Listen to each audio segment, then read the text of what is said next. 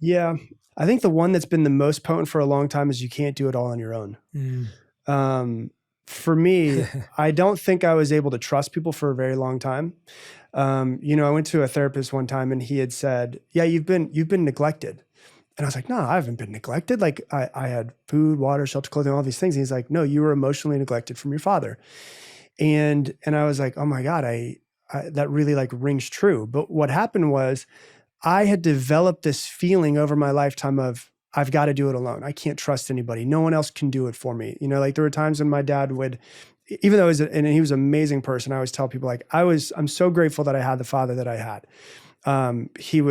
He never beat me. He never yelled at me. He never touched me inappropriately. He would just get drunk and fall asleep. And when he fell asleep, he'd forget about me in a lot of different ways. Right.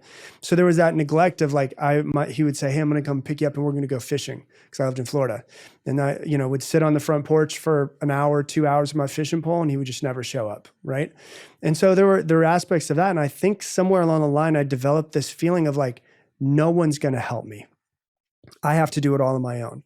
Which there's a piece of that, which there is some truth, right? Like I do have to sometimes step forward and be the person to do it.